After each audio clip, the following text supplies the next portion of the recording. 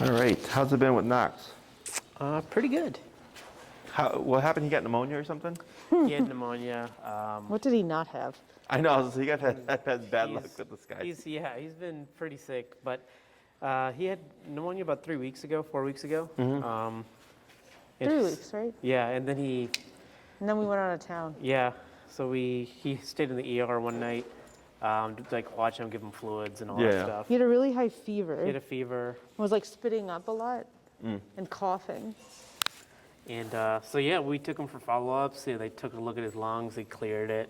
They cleared him for to see other dogs. Sure. So Because they think it was aspiration pneumonia, but they said just to be sure not to let him near anyone for Sure. a couple weeks. His coat looks better. Yeah, we stopped the daycare was spraying him with like a flavored. it was like a fragrant Fragrant thing? Well, that and then I think the diet's been helping a lot. Yeah, but that's what this part got all better from that.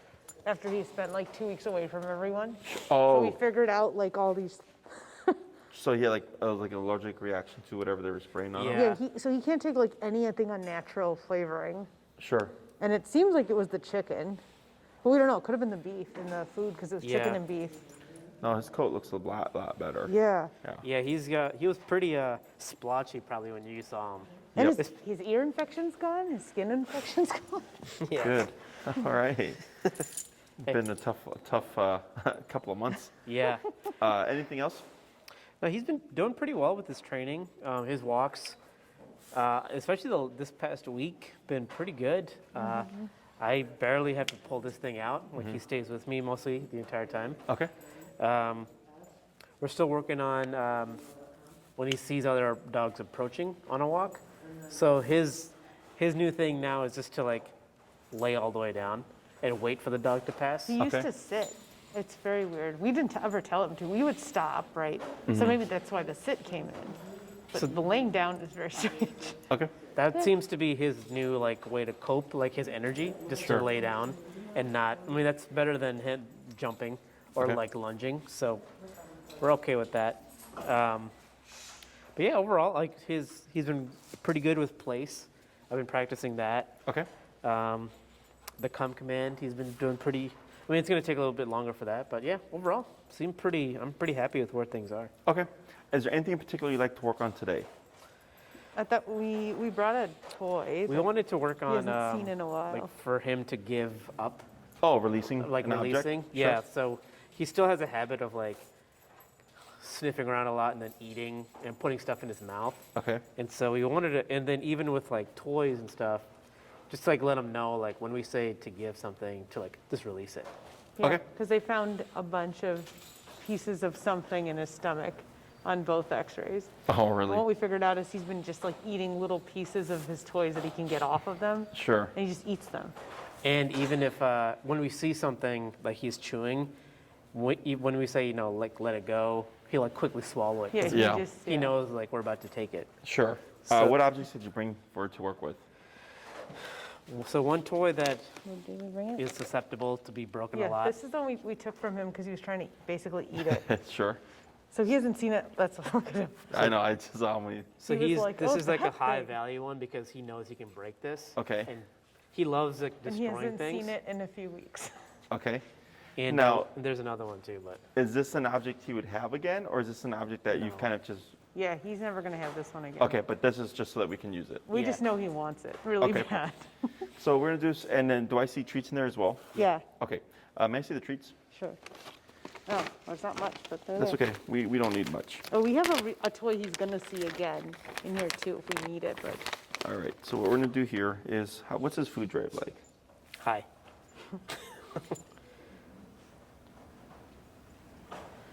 Because typically the dogs would be like all over that. oh, well, We have been working on that where Okay. he only takes it when I give it to him. we say go or we do an open hand towards his face. Gotcha. So Okay. he's been good at like not lunging for food. Okay. Or that's what we've been trying to get him to do. Because in the Okay. beginning he was lunging and like almost snapping at us to get the The treats. treat, yeah. So we trained him on that one. Okay. And then, so what are the other objects? We brought, this is a toy he loves, Okay. but it's something he's gonna get to see a lot. Okay. He's like, why do they have everything? Yeah, Yeah, so he really likes that green thing there. Yeah. Okay. May I see the green thing? Okay. What's your number currently set at? 52, Let's go down to 15. No, I don't have it anymore now. 15. Yep. Okay. Hey. Let's see. Interesting that he just likes this thing for whatever reason, right? Yeah. He loves to destroy things and he knows he can destroy that. Yeah. He's got a good little bite on him. So go ahead and start to tap on your collar, okay? Tap. Right there. That was 15, right? Yep. Let's go down to 10. Okay.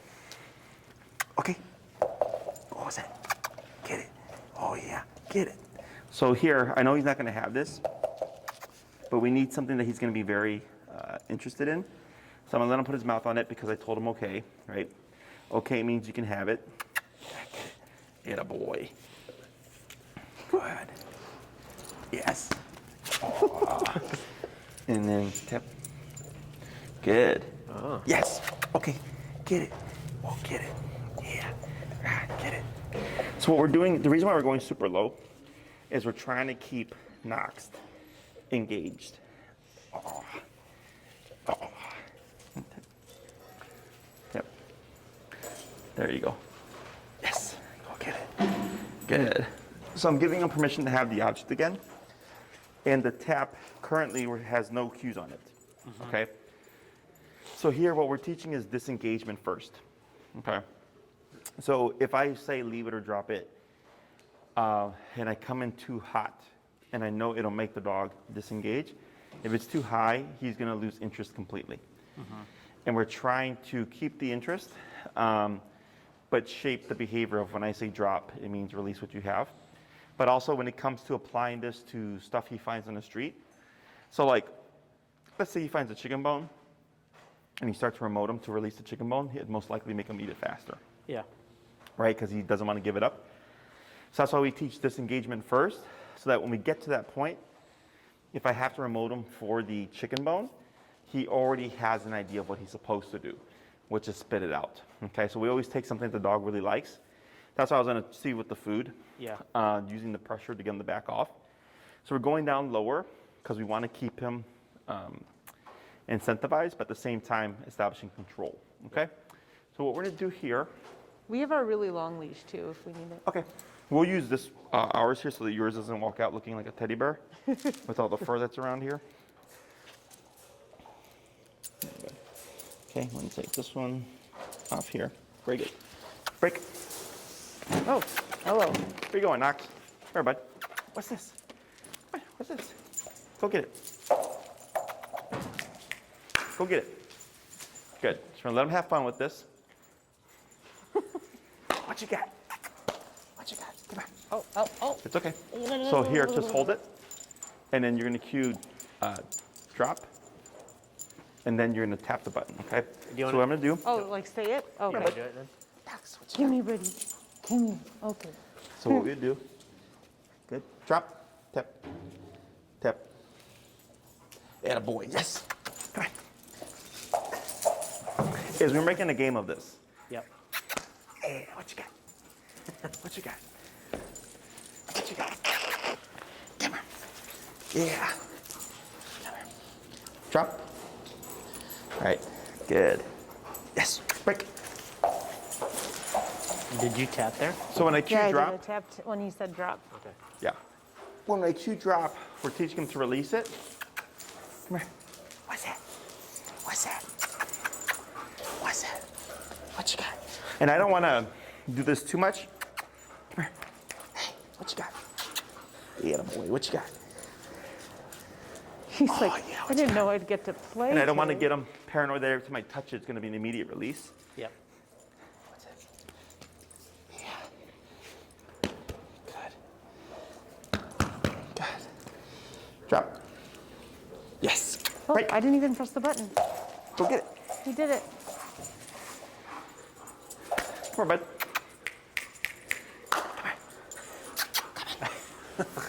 Oh, he knows.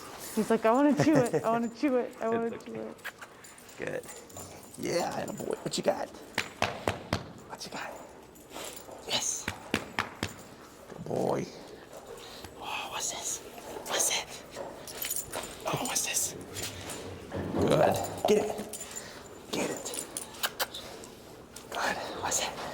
And I can even play a little bit of tug with them. Oh, what's that? Oh, what's that? Drop. Good. Dang, Okay. so I'm not even pressing the button because he's responding to you. Yeah, if he releases it, we don't need to do anything. So here, first we taught disengagement, okay? Now I want to balance that out to let them know, like, hey, like, this isn't a permanent end, right? So with the release command, the con to teaching it is you'll start to see a dip in interest where the dog won't want to engage in the object. That's why you have to use something the dog is crazy for, okay? So I know he's not going to see this again, but this is great for the context of this exercise because we can repeat it, okay? Because that's where people struggle, is finding something that they can repeat with the dog regularly so that they can actually build the reliability of drop it, okay? Because let's say he's in the house, he picks up something like a sock, drop it. You want it to be, right? Regardless if he's got the collar on or off, which you can get, which you can accomplish, but it takes repetition. So if I use something too low in value and I say drop it and I tap him for it, he might go, I want nothing to do with that because it's not worth the tap, right? So you need something that's worth the tap.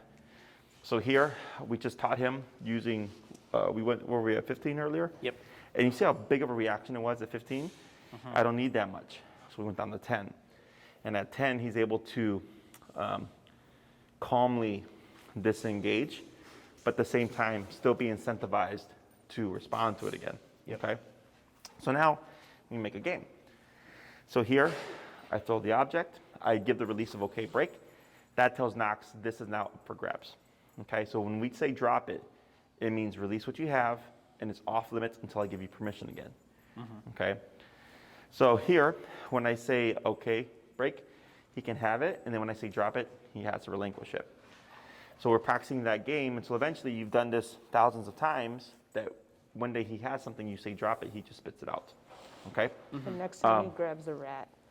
Excuse me? The next time he grabs a rat. Next time he grabs a rat, A frozen rat from the You might need the collar for that one. That's the goal. Okay, but yeah, you know, he should be able to release any object. But what's great about a dog with drive like this is you have something to work on. So like I have another dog right now who resource guards, but the only thing he's really incentivized on keeping is food. Okay, so that's harder to work with as opposed to an object because the food obviously he would ingest. So we only have so many reps we can do, and then if we do too many reps with the food, then the dog's not going to want to eat the food, right? So with something like this, makes it a lot easier. Okay, so when I engage with Knox, I'm making a game of it, right? My energy's up there. I'm clapping. I'm patting him. I'm grabbing the object and letting it go. I'm engaging by pulling the object away a little bit, but letting him still maintain. I'm not trying to remove it from his mouth because I'm trying to keep him in what we call drive. Okay, so break. Come here, bud. What's this? What's that? What's that? What's that? Oh, go get it. Good. Bring it. What's it? What's that? What's that? Come on. What you got? Oh, what's that? Good.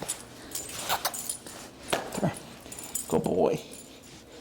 Good boy. Come on. What's this? Good. So he's learning I can hold it and he can hold it at the same time. Okay, so he does not have to relinquish it. Good. Good. Good. Good boy. Then I can let him have it for a moment. Let him feel like he won for a bit. Good. Good. Drop. Tap. There we go. Tap. Tap. There you go. Good. So if I cue drop and he doesn't relinquish it, I don't try to force it away. I don't repeat the command. I simply kick in with the tapping to get him to disengage, and then he went back for it again. Tapped him when he went back for it, because drop it means it's off limits until I give you permission again. So if I am doing all this here, he can't have it, okay? Technically, if I throw it, he still can't have it, okay? Tap, tap, tap, tap, tap, tap, tap. Bump it a little bit, tap, tap, tap, tap, tap, Tap, tap, tap, bump it. It's at 23. It's okay. Tap, tap, tap. There we go. So here, I wouldn't repeat drop it, because I already cued drop it, right? I'm reinforcing earlier that it was off limits, and he slipped out of my foot. Tap. Good.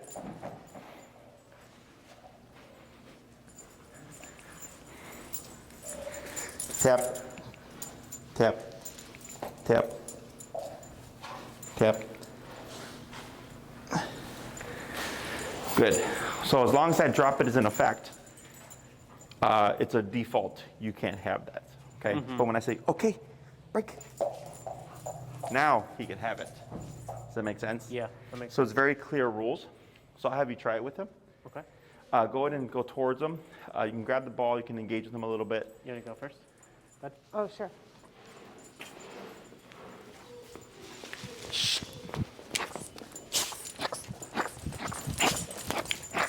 Okay.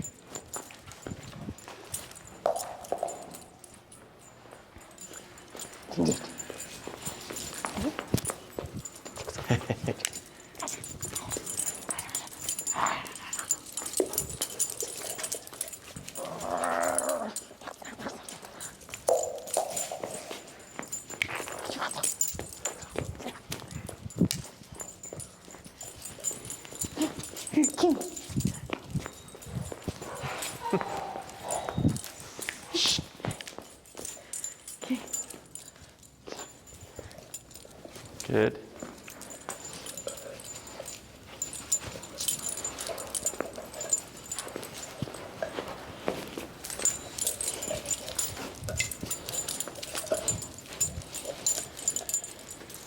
Should I give him the command or Yep, whenever you're ready.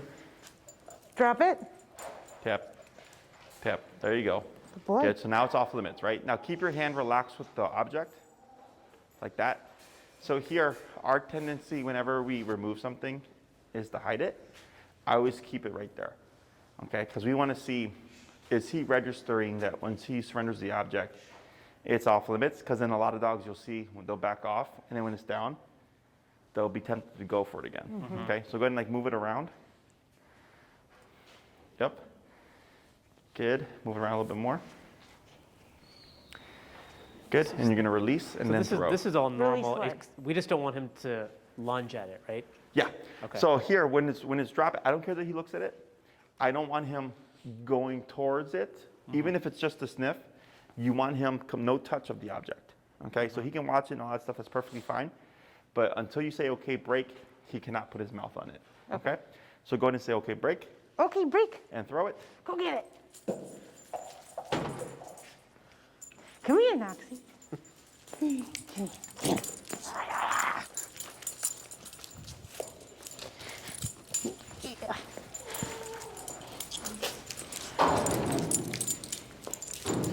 Okay, drop it.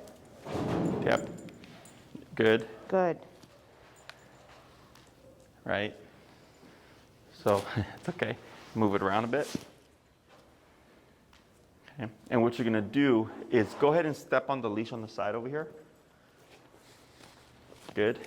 And you're going to just lightly throw it, but expect him to, there you go. That's good. Now go ahead and tell him, okay, break. Okay, break. There you go. Like that. Okay. So in the beginning, we're assuming he's going to make the assumption Yep. and go for the object. So I step on the leash to prevent him from actually getting into it, but allowing him to attempt to get to it. Yep. Okay. Now here, go ahead and say, let's see, is he chewing on it? No. Wait No, for him to he's- re-engage with it again, Yeah, okay? he's smelling something. I go ahead and kick it or something. Ah. Good. Attaboy. Oh. Here, Knocky. Knocky. Go get it. Good. Good. Now this time when you tell him to drop it, we want him to, I'm going to have you not put your hand on it. You're just going to say drop it, okay? Okay, Go ahead. drop it. Tap. There you go. Good boy. And then you go for the object. Hey. Tap. Right. So like right there. he re-engages, right? Because now you become competition. And instead of saying, hey, you go to tap. Yeah. So what you're doing is, like if another dog was going for the object and he tried to go for it, they'd snap at him to tell him to back off, and they're claiming the object, right? Yeah. So when you're coming in and he goes for it again, you're tapping him to tell him, essentially bite him and tell him, nope, you're not getting that object, it's mine, okay? Yep. Is this all making sense? Yeah. Okay? So drop it means what's in your mouth or in your position actively, you need to release. Yeah. Okay, leave it as a preemptive term. That means, I know you see that ball, but you can't have it. Does that make sense? Yeah. So people tend to use leave it as a drop it and as a preemptive, and it's drop it as release what's in your mouth, leave it as you can't have that. Now when it comes to stuff outside, like eating food off the ground or whatever, my advice is you don't say leave it, because then you always have to say leave it. Okay, so technically, until he hears the word leave it, he can do it.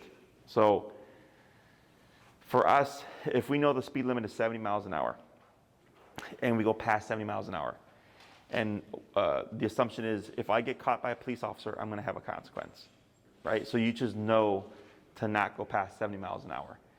He doesn't think that way, okay? He thinks, okay, if you don't say anything, technically I can do it. He's not aware that when you're saying leave it, it's really like anything you see on the ground, you really shouldn't put in your mouth. He doesn't think of it that way, okay? So when you're walking with him, and what you can do is you can set up controlled context.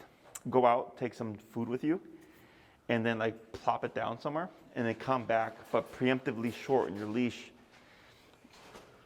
assuming Knox is gonna engage and wanna go for it, and you would start tapping him to get him to back away from it, and then walk past it, okay? And he'd walk past again, you know, preventing him from going there. So you're setting it up and he thinks, okay, I saw a piece of ham on the floor, but I tried to go for it and I got corrected, okay? So then he's gonna start, and you do this enough times, he's gonna start associating. When he sees something on the ground and he wants it, he's gonna think he's gonna be remoted. So then he's not gonna go for it. So you're teaching him to ignore things that are on the floor. Does that make sense? Okay. Yeah. So there's no command to it. It's just tapping as, like, just preemptively trying to stop him from doing that outside with just a tap. Correct. Okay. So like, let's say there's goose poop, and Knox is going for the goose poop, right? I would allow him to attempt to get to the goose poop, but I wouldn't allow him, like, so the step, kind of like the stepping on the leash, right? Is we stepped on the leash, we threw the ball with the assumption of he's probably gonna go for it. To allow him to attempt to go for it, but not actually complete the task, okay? Because if he tries to go for the goose poop and you're tapping him and he eats it, he learns, okay, I can get it sometimes. Yeah. So you're letting him attempt it, okay, I wanna eat that goose poop, the remote's going off, and he's like, hey, I don't like this. And when he backs away, it goes away. So then he thinks, okay, I saw the goose poop, I wanted to eat it, I got corrected, but as soon as they backed off, everything went away. Yep. And we keep repeating that until eventually goose poop, chicken bones, you know, Yep. whatever random stuff that he likes to eat on the ground, he goes, okay, all that stuff is off limits, and just ignores it. Or if you do catch him, when you tap him, he knows it means spit it out. Yep. Okay, as opposed to eat faster. Okay, so that's why we're doing Yeah. this. So how does the the act of spitting out is like different for him? Is that right? Yes, so that's what this is, Okay. right? Spitting out what's in his mouth, releasing an object. So that's why we're doing this. So you have both fronts. Yep. If you have something in your mouth, tap means to let it go. Yep. If you're thinking about putting something in your mouth, tap means you can't have it. But we So- don't need a command for that necessarily. No, not for the stuff outside. Okay, you would need a command for something that he actively has, because typically when people are telling their dogs to leave it, they're not wanting the dog to have it. Yeah. You know what I'm saying? Yeah. Like it's typically stuff that's gonna be off limits. So I don't even bother with leave it personally. I just teach the dog not to eat crap off the floor, period. Because you don't know what it's gonna be. It could be a piece of chocolate one day. Yeah. It can be a grape or something toxic, right? As I go, you know what, we're outside, I don't know what you're gonna pick up. Everything is off limits. Okay, unless I actively give you something, everything on the ground is off limits. Yeah, he's gotten responsive to no, as in don't pick that thing up. That's almost become, if he's going for something, because I've been trying to, I wasn't sure how to do it with the remote yet, so I was just like yelling no if he tried to get something outside. And he's been pretty good at just, Well, the problem with that Disengagement. is that you would always have to say no. right, So then if you don't see him and you don't say no, he can technically eat it. right, okay. So that's the difference. Because like if I'm distracted and Knox finds something, I want him to think that he's going to be remoted for it and then just leave the object. I see, Okay. okay. But if I say no and he's like, hey, I found something, and you're looking the other way and he's like, Yeah. okay. Yeah. Right? That's dog. Okay. So that's why with leave it type stuff, I leave the cue out of it because that's the way a dog brain works. They can technically, so like jumping, Yeah. if he jumps on you and you say off and then you correct him, he can technically jump on you until you say off. But we want him to not jump, period. Yeah. So then I correct the jumping with no words, no warning. So he thinks if I jump on you, there's an automatic correction. If I want to avoid the correction, I just don't jump on you. So when you do behavioral stuff, you want to think to yourself, do we want to control it or do we want to eliminate it? Yeah. The foraging for things on the ground, you would want to eliminate because you don't know what he may pick up one day. I think the one thing I get a little, so like when he goes out to poop, notoriously, like he sniffs a long time, he gets super low to the ground, he's finding a spot, but there could be like litter in the grass. So in that instance, like we're gonna let him kind of sniff around for a spot, but like how, I guess that's the gray area for me of like when do we tell him to like, all right, poop, do whatever you gotta do, but then don't eat the litter around. Okay. So what I would do is because it's something you absolutely don't want him to do, right? Don't eat garbage off the ground. Is you can already have your number up preemptively higher. So we're doing lower here because I don't want to discourage Knox from engaging with the object. I want to incentivize it so I can control it, right? So it's lower. But when it's, hey, we're outside and we're in an open field and I know people like to throw crap out here, Yeah. I would already be, 40, Higher. 50. Okay. Yep. Because it's just, don't eat that crap off the ground. Yep. Okay? So then, can he learn to find an object and not eat it? Yes. But it's going to be trial and error, Yeah. right? So unless you're like scouting the field before he gets to go play there, chances are he's going to find something, Yeah. So having it preemptively higher when you remote him, it should be a quick just spit out. We shouldn't see him speed up, okay, because of this exercise. Okay. That's the purpose of this exercise. One, we have a controlled word. Hey, release what's in your mouth. So like, let's say you're outside and he happens to pick up a chicken bone, drop it, right, technically, and he should just spit it out. Otherwise, I just kick in with the remote. That would be higher though, because we're not caring about the bone. Does that make sense? So here, this should make that easier because we're doing a controlled context where he's learning and we're taking steps. So I have 2 other dogs right now who have resource guarding issues. And the owners both thought that we were gonna like press the resource guarding and make the dogs be aggressive. And then we were gonna use the collar. And I was like, not at all. I'm like, we don't even have to make them aggressive. Like we can teach them just to release objects and you completely work around the resource guarding. Yeah. So first we taught them how to break away from the object using just pressure. And then once the dog understood how to respond to pressure, then we went to applying the word and the dog releasing it very easily. Okay. Other questions? So in the scenario where he's got a chicken bone, we spot it and we say drop it.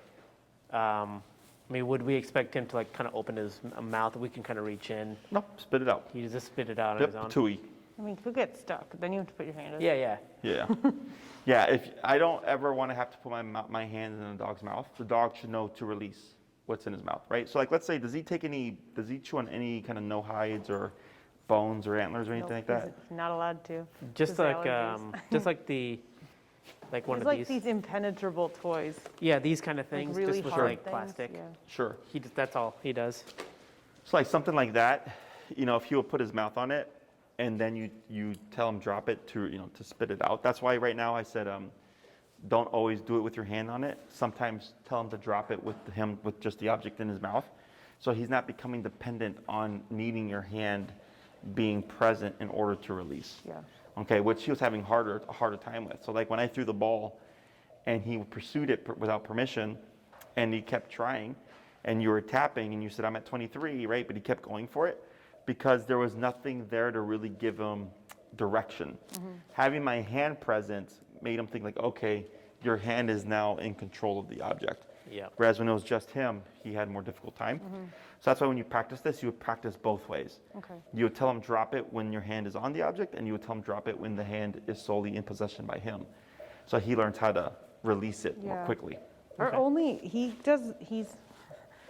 sometimes I wonder if it's just like him not understanding what to do if he has something so small in his mouth that he can't, like if it gets back to this side of his mouth, he doesn't seem to understand the concept of how to get it out. So what I used to notice is when he, like even with this toy, if he bit off a big piece, he'd chew on it a little and then he'd spit it out.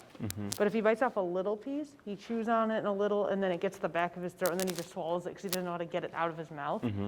Which I don't know if that's just, I don't know why he can't. I've seen other dogs do that just fine. So he has that issue sometimes. So I'm not sure how he's going to respond to drop it if he can't get it out of his mouth, but he should at least be trying. Yeah. Well, I mean, at least from what I've seen, like my pitter or whatever, like I'll see them rolling their tongue because they're trying to Get it out. Exactly. Yeah. Okay. Yeah. But if you're catching him early enough, so are you talking about like within, like when he picks up an object off the ground, or are you talking about like if you're working with him with something like this? Kind of both. I've seen him do both. Okay. Where he knows he shouldn't do it already. He's gotten that feeling at least when we're outside.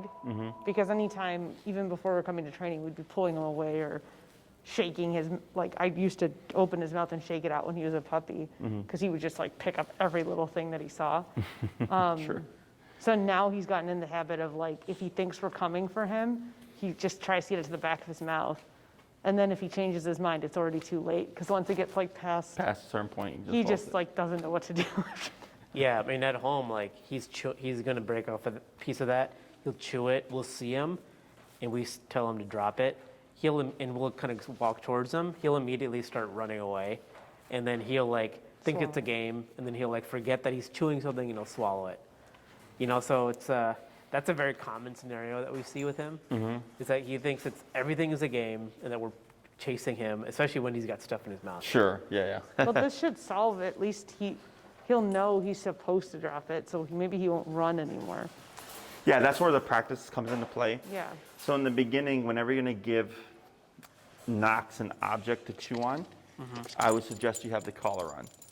Okay, and then when you decide he's done, 10 minutes, 5 minutes, 15 minutes, you can cue drop it and tap him to release it. So you would have like activities like this where you would practice and play, and then you would have an activity where you'd give them something to actively have for a period of time, and then once you decide it's over, drop and then tap to get them to spit it out. Do you want to practice? I mean, I think I got it, but I kind of want to throw it just for his sake. Sure. So it's currently he's on drop it mode technically, right? So if you throw it, I would throw it over that way Okay. so that he can't get to it because you're stepping on the leash. Oh, you want me to throw it without letting him go? Oh, or did you want? It's up to you. I don't know. you want to say break and then do it? And then just do the exercise again? Well, I mean, it's been a while, so he probably doesn't even know that I don't know if he even understands that he's in drop-in. Well, the assumption should be That on he his does. part that it's off limits. Okay. Okay, so like let's say you're in the kitchen and you're cooking and you accidentally drop a piece of food, like a lot of dogs go, right? The assumption should be it's off limits. Okay. Let's see what happens. Tip, tip, tip, tip, tip, tip, tip, tip. There you go. Good. Now here, you would say, okay, break. Okay, break. Yep, there you go. Go. So he's learning to wait for the cue. So Yeah. regardless of how much time has passed, the rule of it's off limits should be the default rule. Yeah. Okay. Next time you say break, try just like a random word. Because I feel like he still doesn't fully understand break. I don't know. He responds to it with me. I think you don't understand break. Knox, come here. Knox. Uh-oh. Knocky.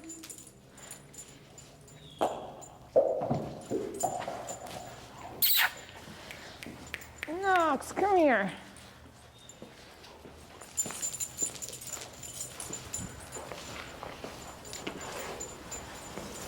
Can you throw it and see if you'll go grab it?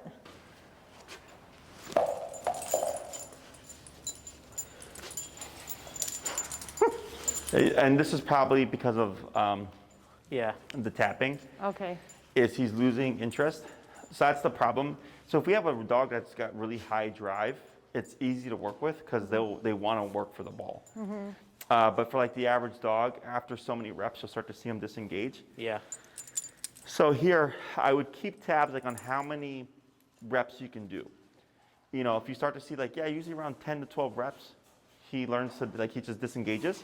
I'd keep it around like 6 to 8, right? Okay. Just doing a few. Doing more play versus disengagement so that he's getting the reward more Yep. than he's getting the consequence. Yeah. But at this stage, every time you say drop it, you want to always tap. Okay, so it's kind of like the recall. Yep. You want him to assume that when he hears the word drop it, the tap is a guarantee, so that we can cement it in his brain so that this way, when we need him to actually Oh, drop it. something. Oh, he did it. He picked that thing up. Was that a piece of mud? I don't know what it is. It's a black thing. Oh, it's a little like bread wire. Oh. It worked. And we want to get this to the point that even without the collar, he will disengage from the object. Yep. Come to come. Come here, Knox. Come. Do you call him to come? I did. He So you stopped. want to reinforce that, right? So Yeah. here, start tapping. What's your number currently? 10. Oh, go ahead and bump it. What's your number usually for recall? It's like 30, 30. 35. Okay, go ahead and go 30, 35. Knox. Tap in backwards. There you go. Good. Hold right there. Good boy. So if you give him a command, you always want to make it happen. Okay? Because then if it's like, oh, I called him and he didn't come, well, now he's learning he doesn't have to always Yeah. Right. respond. So there, I would just keep going up and tapping, but also remembering to move backwards to give them something to attach to. Yep. Anytime you give any command, and you want to think this too, if you give the command, you want to think, can you reinforce it? And if the answer is no, then I try to avoid the command unless you know you're at a point where your dog is reliable regardless. Okay? Questions on any of that? So I try when we're playing with him to just yell his name and not to use the COME word. What do you mean? So if we're just playing and calling him around the house or something, I don't use the command if I want to give him the choice, basically. Right. You know, You just saying call the his name is name fine. or whatever, Yeah, because yeah. come is come no matter what. Yeah. Same thing with sit or down or stay or place, whatever, heel. It's when those commands are meant to be functional. So if you give the command and you can't reinforce it, now he becomes a gambler. And then you have inconsistent obedience, okay? And Yep. we don't want any of those commands being consistent. Now, if I say, hey, Knox, and my intention is for him to come to me, and he doesn't come to me because I was going to give him a treat, I'm not worried about it because, hey, Knox isn't a command. Yeah. You know, so when doing this exercise, if you start to notice him dip more than he's engaging with the object, I would lay off the drop it exercise, okay? Yeah. And go to just playing the ball or whatever. And then once you see him relax a bit more, then start to practice again. Yeah. So it's kind of like the recall. I think I told you guys if you call your dog too much, he won't want to leave you. Yeah. Same concept here. If you tell him drop it too many times, he's not going to want to engage with the object. Yep. Okay, because everything's fun and games until there's rules. Yep. And then he's like, all right, well, this isn't as fun as it used to be, so I'm just not going to bother with it. Using different objects too, so that's not always, because he'll learn it, like he'll relate it to this, but then he won't relate it to everything. Okay. Anytime you bring something out and he like is jumping for it, I would want to have the collar on so I can correct him to teach him that that's disrespectful behavior, and he should wait until given the okay break cue before he can actually engage with it. Should we then, when we give him a new toy, he gets excited, do we then practice it with that, like a new toy? Because we want him to be excited with a new toy, he can play with it, do whatever he wants, but only, when we tell him like break or whatever, like he can do whatever he wants. Correct. Right? Yeah. I don't want him to assume that anytime he sees something that looks like it's going to be given to him, that it's going to be given to him. Yeah. So I'm not against the excitement and stuff. I'm just against like the jumping and snapping and biting at the object or like barking for it. It's like my guys, if I bring something out, they'll look at it and you'll see them kind of like, are we going to get that? But they're not all over me. Yeah. And then when I say, okay, break, they'll come and grab the toy from me and they'll go off and tear it or whatever they're going to do with it. Yeah. So I'm just putting rules to things, okay? Okay. And actually, like, let's say if you're going to make something in the kitchen, like you can drop something by your foot so you can easily cover it, but then have your collar ready. Yep. Right? And you're teaching him how to disengage, and you're also teaching him not to assume that things that he sees fall on the ground are going to be up for grabs. Okay, and this is a default behavior. So if I drop something, my dogs don't go running to it. They look at it, but they're like, we can't have that unless we're given permission. Yep. Okay, and this will help you with stuff outside as well. Okay. Okay, That makes sense. other questions? So in this scenario, like if we're overdoing the drop it exercise and he just gets uninterested in his toys in general, would we ever expect him to like look at other personal property that we have, like, oh, he's uninterested in his toys, but he found like a shoe that, on his own, and that he'll just kind of play with that. Like, would we expect that kind of behavior? No, so that would be like redirecting, right? Yeah. If I can't have my toys, I'm going to chew on your shoes type of thing. Yeah. No, that wouldn't happen. Okay. If he lost interest in the toys, you can always get it back. It'll just take time. Okay. So then if I see that, I might spend a couple of weeks of just throwing the toy and engaging with them for a couple of minutes. And if he ignores them, I just put them away. Because people tend to make a big deal about stuff. Yeah. So if I throw the toy and he doesn't engage with it, I might engage with him for a few seconds. And if it's like, nah, he's not having it, I just put it up. Okay. And then I try again later. And I try again later. And I try again later. And I keep repeating that. So eventually he's like, all right, you keep bringing it out. Let's see what happens today. Right? Yeah. And nothing happens. So we engage with it, and then I do that for a few days, so he gets used to like, okay, like this is fun again, and then I come back with the rules. And it's constant kind of steps forward and steps back, steps forward and steps back. If you happen to have like a medium to low drive dog, if you have a super high drive dog, it doesn't matter. I had a dog that you had to be on 100 to get her to release the ball, and she would still want it. So it was very easy to work with her on releasing the ball because she was crazy for it. Yeah. Okay, so she was a working type dog. Yep. Because she would do anything for the object. So she would be great if we could harness that and give her a purpose, and her reward would be the ball. That was her personality type. Gotcha. Okay. He's a little lazy about everything. It's actually really funny. Like he will choose to lay down more often than any dog I've seen. That's just how he is. Like I told him break, and he just went over there and laid down. Yeah, sure. This Which is his fine. break. And you still can't find it, Corey? No, I can't. Text Kim, see if she's seen them. Okay. Sorry, I lost my phones earlier, and I don't know where the hell they are. Oh, So jeez. I have 13,000 square feet of space to try to find my phones. Oh, jeez. Other questions about this stuff? You need to put a bacon treat on the phone, and then you can get every dog to find it. Next time. No, I think this is pretty straightforward. I think the major takeaway for us is like just don't overdo it. Kind of let him dictate. When he's getting tired, and just kind of monitor like when he's not going for the stuff at all, and that's probably he's That's done it, for the yeah. day. And try to keep track of how many times you're doing it. Yeah. So like today, we probably did it in total about 10-ish times Yeah. of the active disengagement, So if you're doing more wins or like actually like engaging with him more in between each one, because we did a bunch of them in succession, as you're more likely to keep them in the game. Yep. Okay. So like when you saw me like patting him and like pulling on it and letting him have it and all that stuff and then throwing it again. Yep. If he released it without me having to say anything, to keep him incentivized. Yep. Okay.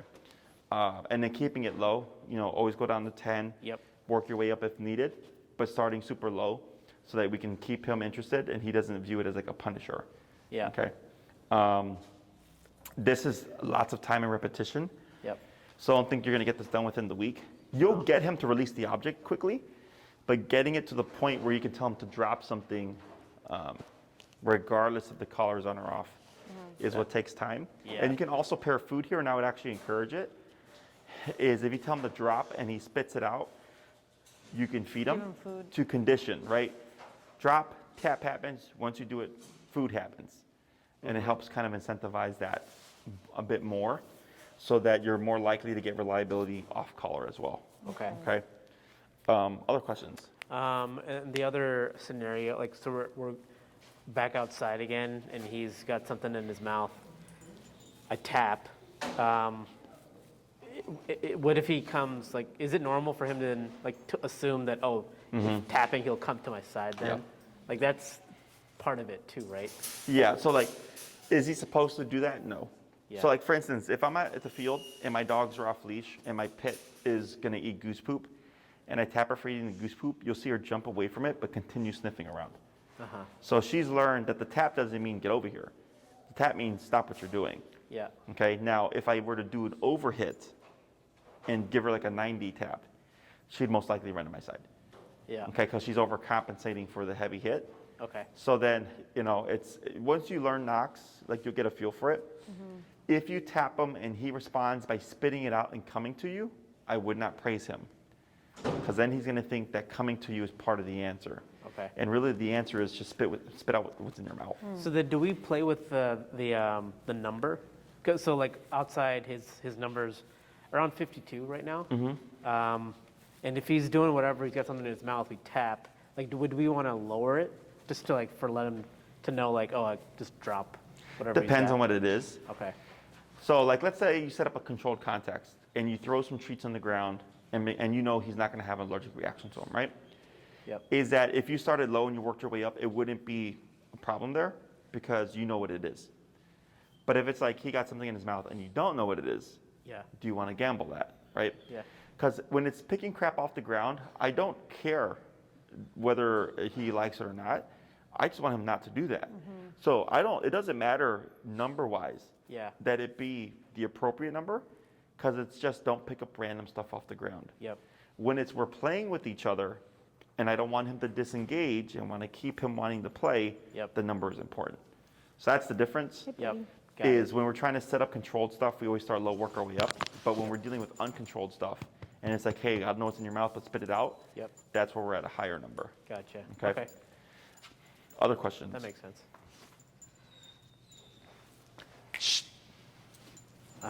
No, I don't think I have any on this. He's like a weirdly easy dog. He's never really gone for anything in our house that isn't a dog toy or dog food. Yeah, I feel like I don't know. He's gotten a lot more well behaved, and I don't know if that's because he's more comfortable now with us and the environment, and maybe the training in general. But yeah, we're gonna take it, whatever it is. And he Sure. doesn't, he doesn't make any sounds unless we leave him alone, and then it's just for a few minutes. Hey, Because how old is he now? Are you sneezing? he's 13 months. Okay, so yeah, so he's a year. Yeah, Yeah. we didn't he had a birthday between, his birthday was April 21st. So it might just be him like was maturing as 2 well. days after he's in the hospital. Yeah, so 6 months is terrible two's brain. Okay, A year is teenager brain. 2 years is adult dog. okay. Yeah. Okay, so he's still changing. But part of it is discipline, and part of it is, he can be naturally maturing. Yep. But in my opinion, the most impactful thing is always the discipline. Because I get a lot of clients who thought their dogs were going to outgrow things, and they didn't. Yeah. But there is no discipline involved. So, Yeah. I mean, at this age, so he's pretty well behaved overall. At this age, would we ever expect him to go the other way, like get worse until he hits 2? not unless something happens. So, like, let's say, like whenever I've had a dog have a behavioral shift, Yeah. something traumatic would happen, like they got bit by a dog at the dog park or attacked by an off-leash dog. Usually around 6 months in a year is when something like that will happen. And because it's such a pivotal psychological shift for the dog, it's a major life thing happening and a major personality thing happening at the same time. Yeah. And it can happen at any point. Like I had a lady whose dog was like 3 years old and was perfectly social. got attacked by an off-leash dog and became dog aggressive, like literally overnight. Oh, Okay, yeah. so then he started lunging and barking at dogs because he felt like he was going to be Right. hurt. Yep. So stuff like that can happen even later on in life, but it's usually 6 months in a year is when we see that kind of thing happen. Gotcha. Okay. Is that regardless of breed or Yeah. anything? Yeah. Okay. So that dog I just told you about was a golden doodle. Okay. Okay, now it's most common with bully type breeds, bull terriers, pit bulls, bulldogs, rowdies, Germans, like very power breed, the power breeds. But it can happen to any dog. Gotcha. 6 months in a year. Yeah, something happens and then the dog shifts. Now, they're more likely to come back to sociability because they were social before, but then something happened. If we get a dog that was never social, not likely to happen because the dog wasn't ever social. Okay, Gotcha. so Oh, and I do have a question. When we took him to a dog park and basically kept all this on him and put him at like 50-ish. And if we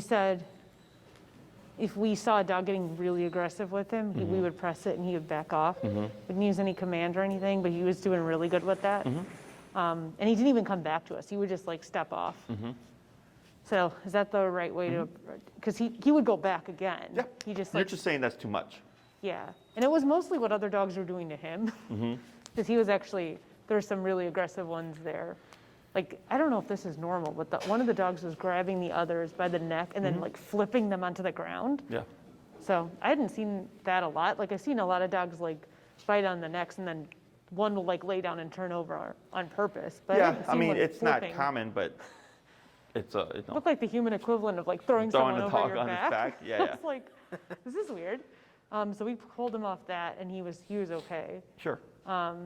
So I just want to make sure that That was our first time taking it to the dog park because, we were nervous. I mean, this guy's like, he's so like unhealthy Sickly. sometimes Oh, that sure. we don't like, we're like, let's get you like a month or two of like clean health before you catch something else, you know? So he felt a little bit better and he was getting a little, because he didn't go to daycare for a couple of weeks. So we're like, all right, let's take you to the dog park, get that energy out. So that was great. But now our daycare said that there's like kennel cough going around. Oh, sure, And so, I mean, we probably won't take him back for another week or two. sure. So, yeah, it's I don't know. This guy's got a pretty low immune system, so. He gets But he's got everything. he's got a lot of energy. So we're just trying to figure out ways to like let him get his energy out. Sure. Without it, like, we don't have a yard or anything, so we just try to find ways to engage him and get him tired. So, Yeah. He had a decent retrieve. yeah. You do fetch, you know. Yeah, we do that at home. Like, we have like a hallway. Sure. I mean, it's not long, but it's hardwood, so he slips, and this place has a lot more grip, so he can do that pretty well. But yeah, we don't have like a large open space. We take him anywhere. into the suburbs on the weekends. And our parents have houses with yard, so he gets some running. Yeah. I think maybe for next week we can take him to Yeah. see his cousin dog. See how that goes. It's been a while. Yeah, but I don't have any other questions. Did you have anything? No, Okay. I think we just need to practice some of it. You know, we've never tried to have him off leash yet. Yeah, that takes time. So that's going to be my next thing here, because this is what, number 7 for you guys? This is 8, I think. 8 out of 9, correct? So Yeah. you have one more. Yep. Okay, so my suggestion to you would be take some time to just practice. Yep. You're going to be on the long leash for a bit. You know, there's Lincoln Park on the lakefront. There's Oz Park. There's Horner Park. Lots of places to go and just practice. Make mistakes and figure out where you need the most help. Yep. And then we should have been outside today, but unfortunately, the weather. Yeah. Do it with the big long leash so we're getting closer to off leash. Correct. Okay. So then typically the stage is short leash to long leash dragging, to no leash enclosed area, to no leash unenclosed area. We did a little bit of long leash dragging last weekend, and he was pretty responsive to it. Like once you say heel, and if you press the button, if he doesn't respond right away, he's like, "Oh, okay, that's what this is," even though he doesn't feel anything. So he does have that. At least it's starting. And should we be starting to use that like the 30-foot leash? Yeah. Even just on normal walks. You could, like if you, like I don't the think we could do lakefront's nice, and if you don't want to use a 30-foot, you can get the 10-footer. Okay. So like we have 10-foots and 30-foots here. So if we're doing long leash dragging type stuff, we'll do the 10-footer so we're not dragging a 30-foot leash. Because the longer the leash is, the more tension there's going to be. Yeah. It's going to confuse them a bit. So dropping down to a 10-footer, and if you're out like it, all you need is space, Yeah. right? So it's really just being spaced out from immediate traffic. Yep. So that he doesn't run into the road or something like that. And then technically, so when I off-leash trained my dogs, I was in Miami doing my internship, and I used to walk my dogs with their leash dragging through the neighborhood, to the park, through like the commercial area where like there were stores and all that stuff. Yeah. And that became our thing. So my dogs weren't relying on the leash because we would walk off leash through areas, as opposed to practicing off leash in a controlled context. Does that make sense? Yeah. Yeah. So, and the level of off leash control you want is what dictates how far do you push it, right? Most people in the city, when they use the off leash heel, most people only really use them like in their neighborhood. So like in Trebs Park, which is in Lincoln Park, I've trained like 10 to 15 dogs in that neighborhood. And you'll see them walking around the neighborhood with their dogs off leash. Because everybody already knows everybody already knows I've trained the dogs. Yeah. But they just walk from Trebs Park to their house and back off leash. Yep. Because they have the capacity to, and the neighborhood's quieter, so they feel comfortable with it. I feel like ours is more going to be like for trips. Like we like to hike if we can get anywhere with the mountain. Yeah, for like hiking and stuff like that. Yeah, or when my family in the suburbs live like next to a huge park. So I think we'll have places to practice where it's like there's going to be tons of distractions, geese, other dogs, you name it, happening over there. But Yeah. I don't know. Our neighborhood's pretty congested. There's like a dog every 3 feet, so you never sure, know yeah, yeah. who you're going to And encounter. there's a lot of aggressive dogs in our Yeah. neighborhood too. So in that kind of, unless you have solid, Yeah. reliable heel, and he's not going to leave your side, you build to that. Yeah. And even when it comes to stuff like that, if I were to be walking my dogs off leash and I see a dog that's not social, I step off to the side, and my dogs will auto sit while that dog can pass, and then I'll go into the heel and move forward. Yeah. So I'll do things, like I won't just walk past the dog. I'll still do things to be proactive and have control while also allowing that person to kind of go by. Yep. Okay. So I would take time to practice all that stuff, everything that we've learned. Long leash dragging, practicing at the dog park is good. Yep. Heel at the dog park versus heel through the neighborhood is the same thing. It's just what's going on is going to be different. Okay. And then once you're ready, schedule your last class. I'm sure you're aware because it's been a while since I've seen you guys, but it just went from 0 to 100. Yeah. So as far as I know, I think I'm booked out through June right now. I think we're going. I think technically we have our last appointment in 2 weeks Okay. at Ellis Park. Okay. Oh, you already booked it? Well, I think Maria sent one already for like the last 2 appointments. Sure. So I think it's I think it's Hello.